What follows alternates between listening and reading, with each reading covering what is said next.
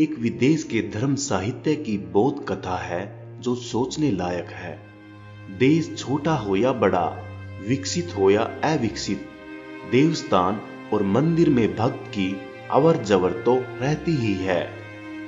लोग ऐसे देवस्थान में जाते हैं और भगवान के पास कुछ रख के अपनी समस्या का समाधान करने की सहायता मांगते हैं। मंदिर में आने जाने वाले लोग थोड़े लगनशील होते हैं। ऐसे देवस्थान के बाहर ना जाने कितने लोग भीख मांगते रहते हैं, जिसको यह श्रद्धालु लोग कुछ ना कुछ दे जाते हैं। इसलिए मंदिर के बाहर भिखारियों की भीड़ हमेशा रहती है। ऐसे ही एक देवस्थान की बात है। वहां एक अंधा और दूसरा लंगड़ा भिखारी रोज आते थे। जिसको जो मिलता उसको लेके अपने आश्रय स्थान में जाकर रात्रि गुजारा करते थे। रोज का साथ होने से भिखारियों के बीच अच्छी मित्रता हो गई थी और दोनों आपस में सुख दुख की बातें भी करने लगे थे। उन्हें बातचीत करने के बाद ऐसा लगा कि हम दोनों एक ही जगह भीख मांगते हैं, इसलिए हमारे बीच में भीख बढ़ जाती है। उसके बदले अगर हम अलग अलग मंदिर में भीख मांगने जाए तो अच्छी भीख मिलेगी। इस बात को ध्यान में रखकर उन्होंने अलग अलग मंदिर में जाकर भीख मांगने का निर्णय लिया और शाम को जो भी भीख मिले उसका बंटवारा करे, ऐसा तय हुआ। थोड़े दिन दोनों भिखारी अलग अलग भीख मांगते रहे। फिर उनको ऐसा लगा कि इस तरह से भीख मांगने से उनकी आमदनी में अच्छी बढ़ोतरी हो रही है। फिर वे दोनों एक छोटी सी झोपड़ी में साथ रहने लगे।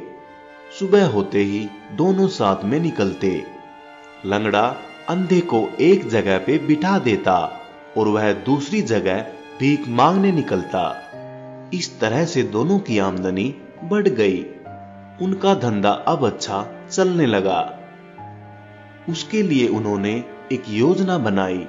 पहले तो वह सिर्फ 2 ही मंदिर में बैठते, पर अभी उन्होंने तय किया कि गांव के अन्य मंदिरों पर जाकर भी भीख मांगनी चाहिए। लंगड़े भिखारी को लगा कि अंधे को ज्यादा भीख मिल रही है, इसलिए वो उसको सहारा देके दूसरे बड़े मंदिरों में बिठा के आ जाता। लंगड़ा भिखारी थोड़ा सशक्त था, इसलिए वह जल्दी से घूमकर यहां वहां से खाना लाकर अंधे भिखारी को दे के जाता। रोज रात को खाने के बाद दोनों दिन भर हुई कमाई का बंटवारा करते थे। ऐसे दोनों के पास बचत होने लगी थी। थोड़े दिन तो सब बराबर चला, पर कुछ ही दिन बाद दोनों के मन में शंका होने लगी।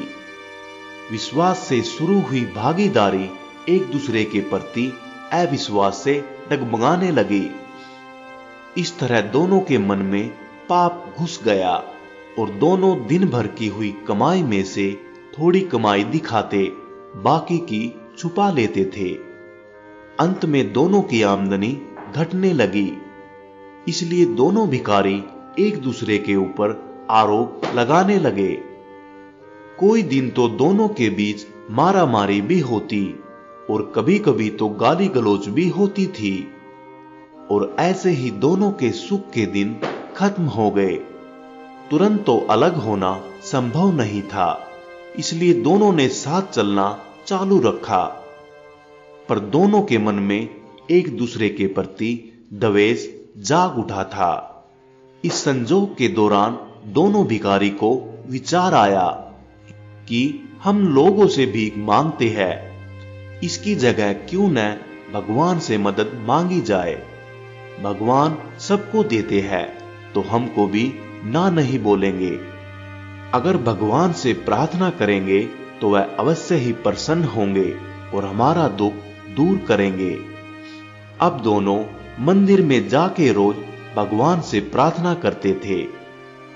उन दोनों की भाव भरी भक्ति को देखकर भगवान प्रसन्न हुए और एक रात को सौपन में आकर जो मांगना हो मांगने को बोला। भगवान को तो यकीन था कि लंगड़ा पैर और अंधा आंखें मांग लेगा, ताकि दोनों पूरी तरह से स्वावलंबी होकर अपने पैरों पर खड़े हो सके। फिर उनको एक दूसरे की सहायता की जरूरत नहीं रहेगी। ऐसे वह लोग खुशी से अपना पूरा जीवन गुजार सकेंगे। अब जरा विचार करो कि दोनों भिखारी ने भगवान से क्या मांगा होगा। सामान्य रीत से हमको मानने में न आए, ऐसा दोनों ने भगवान से मांगा। लंगड़े भिखारी ने मांगा कि हे भगवान, इस अंधे भिखारी को लंगड़ा बना दो ताकि वह ठिकाने पे आ जाए। और अंधे भिखारी ने मांगा कि हे भगवान, इस लंगड़े को मेरी तरह अंधा बना दो ताकि उसकी अकल ठिकाने आ जाए। भगवान तो तथास्तु कहकर अंतर्ध्यान हो गए, पर दोनों भिखारी अंधे और लंगड़े होकर गांव में भीख मांगने लगे। कहावत है कि इस प्रसंग के बाद भगवान ने वरदान देना ही बंद कर दिया और सबको अपने अपने भाग्य और कर्म पे छोड़ दिया। इस तरह भगवान तो प्रसन्न हुए, पर भिखारियों से मांगना नहीं आया, इसलिए दोनों भीख मांगते और भटकते ही रह गए। मोरल ऑफ द स्टोरी, विश्वास से ही दुनिया चल रही है। एक दूसरे के प्रति इतना द्वेष कभी नहीं रखना चाहिए, क्योंकि यह द्वेष हमारी बुद्धि का सर्वनाश करता है। इससे हम पहले से भी ज्यादा कमजोर हो जाते हैं।